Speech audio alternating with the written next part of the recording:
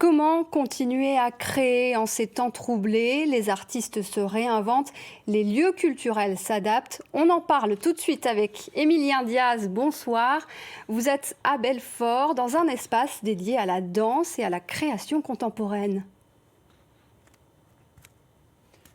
Oui, bonsoir Lucie, nous sommes ici à Viadance, au Centre chorégraphique national de Belfort et je suis justement avec le co-directeur Éric Lamoureux. Bonsoir. Bonsoir.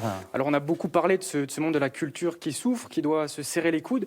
Ici, vous n'avez pas cessé votre activité, vous continuez de vous adapter. Alors justement, comment vous essayez de vous adapter à la crise malgré justement tous ces reports et toutes ces représentations annulées?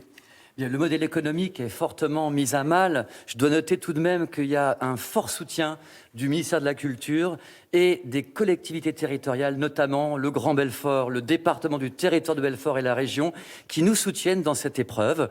Par chance aussi, nous avons pu jouer déjà la création une dizaine de fois, pas mal à l'étranger, et je reviens de la Maison des Arts de Créteil, là où nous avons pu montrer la pièce devant une cinquantaine de professionnels, de programmateurs, en espérant que la saison prochaine, nous pourrons la jouer plus aisément. Alors justement, cette pièce, vous pouvez m'en parler davantage. C'est une pièce que vous avez commencé à jouer, qui a dû être arrêtée malheureusement. Est-ce que vous pouvez m'en parler un peu de ce projet? Alors cette pièce, elle a été repoussée déjà de 6 mois parce qu'elle était prévue en mars dernier. On a eu la chance de reprendre les répétitions et de jouer la première en septembre, d'aller en Martinique, d'aller au Burkina Faso. Et puis là, on continue à répéter avec les danseurs car cette pièce réunit 12 danseurs du Burkina Faso, d'Égypte, de Tunisie, du Maroc. Et on a encore le droit de répéter. Et au-delà de notre propre travail, les studios sont pleins, puisqu'il y a un groupe qui travaille ici, un Israélien avec une Iranienne et une jeune chorégraphe tunisienne dans le 2e studio de Viadance. Alors on le rappelle, le nom de cette pièce, c'est Agzak. Agzak. Il y a toujours, j'imagine, cette frustration pour les artistes de ne pas pouvoir se produire en public. Ça aussi, vous essayez de le compenser en allant vous produire dans divers endroits. Alors justement, on est en train de fabriquer ce qu'on appelle un Agzak miniature pour tenter d'aller...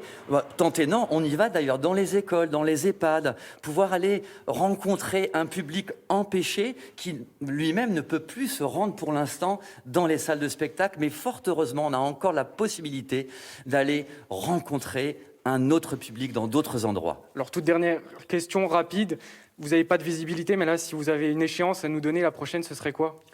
La prochaine, on espère en mai. Il est peu probable qu'on puisse réouvrir en mars, avril également, mais mai, on espère tous et toutes, et tout l'écosystème espère de toutes ses forces. Merci beaucoup.